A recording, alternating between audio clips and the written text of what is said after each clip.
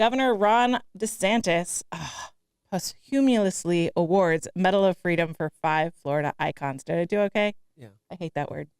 Governor Ron DeSantis today honored 5 legendary Floridians with the Governor's Medal of Freedom, one of the highest awards in the state. The recipients, all recognized posthumously, include former U.S. Senator and Governor Bob Graham, former Governor Buddy MacKay, singer-songwriter Jimmy Buffett, Congressman Lincoln Díaz-Balart, and former Florida State University President John Thrasher. The governor praised their legacies, saying each left an enduring impact on Florida and its people. Jimmy Buffett, who passed away in 2023, was celebrated for his island-inspired music, his Margaritaville brand, and his work in ocean conservation, particularly protecting Florida's manatees. Lincoln Díaz-Balart, who died earlier this year, represented South Florida in Congress for nearly 2 decades, where he fought tirelessly against communism and authored key legislation codifying the U.S. embargo on Cuba. Bob Graham, remembered as both governor and U.S. senator, was praised for his leadership on education, the environment, and national security, including his role chairing the Senate Intelligence Committee after 9/11. Bob MacKay, who briefly served as governor in 1998, was recognized for his decades of public service in the Florida legislature, U.S. Congress, and later as special envoy for the Americas under President Bill Clinton. And John Thrasher, who passed in 2025, was honored for his long career in politics, his leadership as Speaker of the Florida House, and later as president of Florida State University, where he helped raise over $1 billion and lifted FSU into the top ranks of public universities. The Governor's Medal of Freedom was created in 2020 to honor Floridians who make extraordinary contributions to the state. Previous recipients include iconic figures like Florida State football coach Bobby Bowden, that one stings a little, humanitarian Benjamin Ferencz. Today's award marks another chapter in celebrating the individuals whose vision, leadership, and creativity have shaped Florida's history and future. Congrats to all recipients and their families. I hope that this means a lot to them. And all of them. I mean, I met. Not obviously.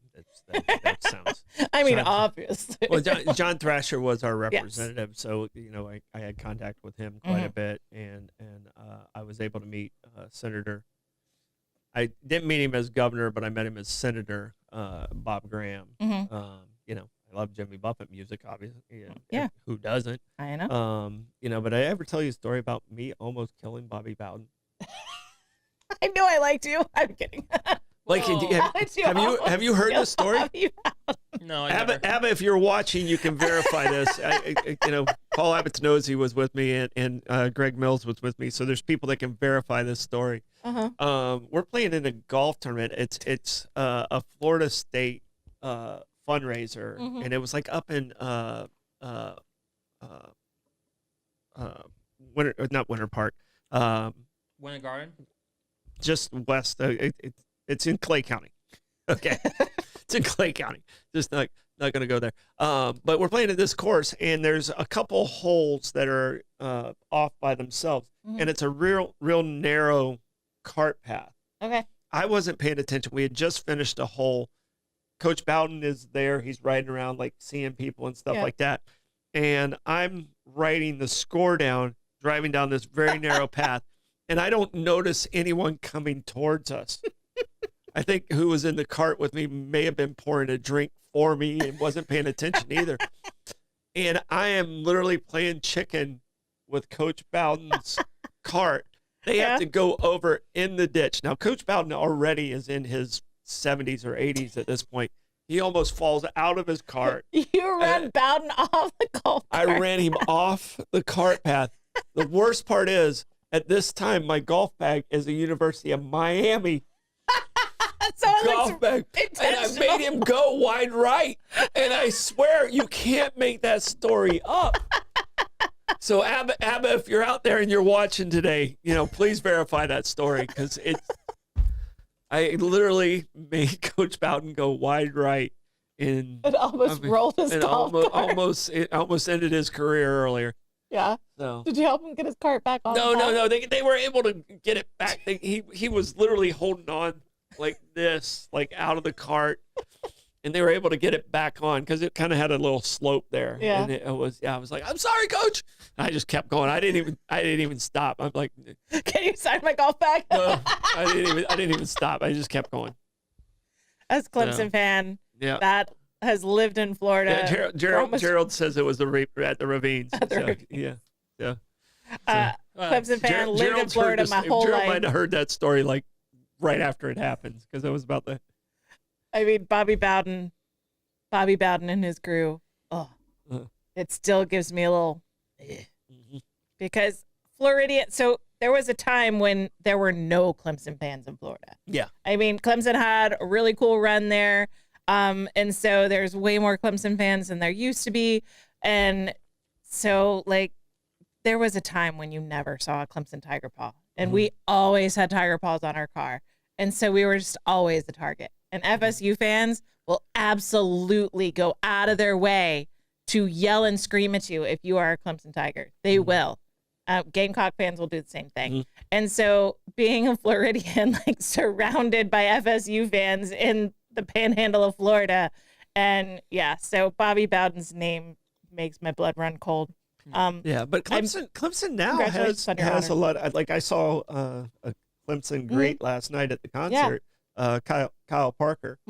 He was quarterback for Clemson and went on and played Major League Baseball. He was at the concert last night, and it's always good catching up with him. But we have like Rashard Hall is from St. Augustine High. He was a Clemson star. Yep. Tony Stewart was from Pedro Menendez. Yep. You know, Clemson. So Clemson's got a little bit of connection. A little to connection. St. John's. Trevor Lawrence is at the Jaguars. Yeah. He's the quarterback that my kids know. So yeah, I mean, there's way more Clemson fans in Florida now, and more, Clemson friendly attitudes in Florida now. But for a while there, it was in the 80s and 90s. It wasn't a fun place to be a Clemson fan. It was the panhandle of Florida. One of my good friends is a Clemson grad, and I give him crap all the time. So I was trying to figure out if there was like an online program that I could do, because I chose not to go. I broke the family tradition of going to Clemson and went to college up in New York, which now no longer exists. So I was trying to figure out, like, is there a cheap program I could do just so I could be a Clemson alum? So you could have just so I could get the Clemson ring and I could be the alum.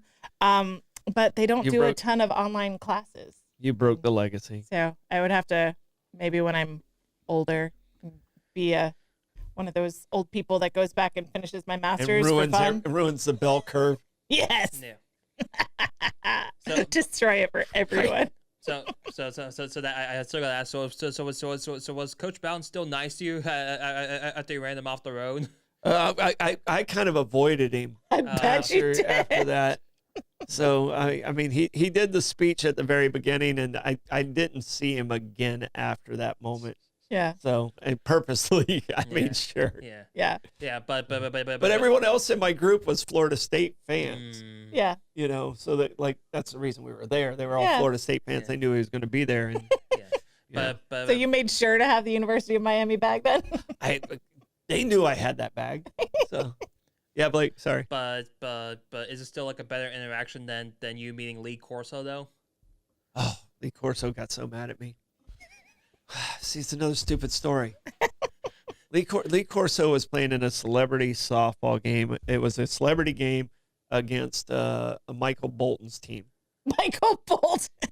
Michael Bolton had like a travel. I celebrate that man's entire catalog. Yeah. Believe me, I'm a secret Michael Bolton listener. I can sing all of his songs. I'm not going to lie. I'm a secret Michael. But Michael Bolton's actually a very good softball player. And he put together this amazing all-star team. And at the time I had just built and opened a Seminole softball complex. So they asked me to come down and be the celebrity umpire of this game. Lee Corso is catching, and he is not a softball player. He's not. He may have been an athlete 67 years ago. All right. But someone turned and threw a ball from shortstop that it was going to kill him. It was absolutely going to kill him. And I caught it with my bare hand so it wouldn't hit him. Yeah. You saved the man's life. And he got mad at me because he thought I showed him up. I'm trying to see. I should have let him get hit. Oh, okay. I should have let him get hit. So sports analyst. He's a sports analyst, and we're talking. This was in '95. So this was 30 years ago. Yeah. So and he got so mad at me, and he's still having to catch the rest of the. He didn't come back out in the next inning, but I was like, sorry, coach, I didn't want you to get hit. He's like, man, I had that. No, you didn't. Okay. It would have hit him right in the beak. I get to watch you die right in front of It would have hit him right in the beak. So, but he got so mad like that I did that I showed him up because I literally just caught it like that. And it hurt too. It was one of those that was really coming at me or coming at him. Yeah. But yeah. So now your hand hurts and a celebrity. And I got a celebrity that's mad at me, but I couldn't let him get hit either. So I still did the right thing. So way to fall on your sword. That one I did the right thing. The Bobby Bowden one, completely my fault. I did the wrong thing. So Corso, and I never liked Lee Corso after that. And he's a Miami fan. So I got news for you. He doesn't like you either. He doesn't like me either.